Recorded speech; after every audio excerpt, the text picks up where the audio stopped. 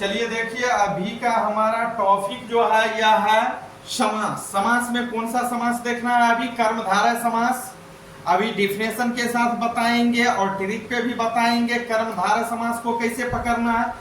हर एक competitive exam में, चाहे आपका जो भी कॉम्पिटिटिव एग्जाम है, सब में समास से क्वेश्चन पूछता है। और 9th 10th ये सब में तो पूछता है 12th में। तो आपको याद रखना है, अभी जो हम बताएंगे एकदम ट्रिक पे बताएंगे। पहले परिभाषा समझिए। कर्मधारय समास कहेंगे किसको? जिस समास में पूर्व पद या जिस समास का पूर्व पद क्या होगा? विशेषण होगा। जिस समास का पूर्व पद क्या होगा? विशेषण, यानी कि विशेषता बतलाएगा। और उत्तर पद क्या होगा? विशेष्य होगा। तो ऐसे समास को कर्मधारय समास बोलेंगे। अब मेन चीज है क्या, इस समास में क्या समझना जरूरी है? विशेषण को और विशेष्य को, दो ही चीज आया है इस समास में। तो विशेषण क्या होता है? विशेषण किसको बोलते हैं? जो शब्द संज्ञा और सर्वनाम के विशेषता बतलाते हैं, ऐसे शब्द को विशेषण बोलते हैं। अब विशेष्य क्या होता है? जिसकी विशेषता बतलाई जाती है उसे विशेष्य कहते हैं। जैसे कोई बोलता है काली गाय, तो काली क्या है? गुण है। गुण है तो क्या हो गया? विशेषण हो गया। अब काली कौन है? किसके विषय में कहा जा रहा है? तो गाय के बारे में।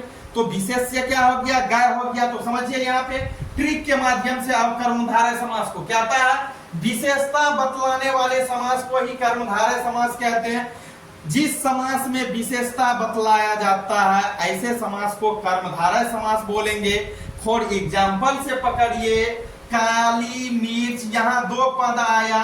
पहला पद आ गया ये काली, दूसरा पद आ गया विग्रह करेंगे तो मिर्च। काली है जो मिर्च विग्रह करने पे हुआ, तो पहला पद को पूर्व पद बोलेंगे। ये पूर्व पद हो गया काली। और दूसरा उत्तर पद इसका क्या हो गया? मिर्च हो गया। भैया देखिए, तो कहता है पूर्व पद विशेषण। तो देखिए काली मिर्च में क्या है? काली क्या है? विशेषण है। तो पकड़ लेंगे यहाँ क्या हो गया? पूर्व पद विशेषण। और उत्तर पद विशेष्य होता है। समझाए अभी कि विशेष्य किसको बोलेंगे? जिसकी विशेषता को बतलाई जाती है। तो यहाँ मिर्च है, मिर्च जो है ये है विशेष्य। विशेष यानी कि किसके बारे में कहा जा रहा है कि काली है? मिर्च के बारे में। तो ये मिर्च क्या हो गया? विशेष्य हो गया। इसी तरह से आप सारे एग्जाम्पल को समझ लीजिए। नीलकमल कौन सा समास? कर्मधारय समास। क्यों हो गया नीलकमल कर्मधारय समास?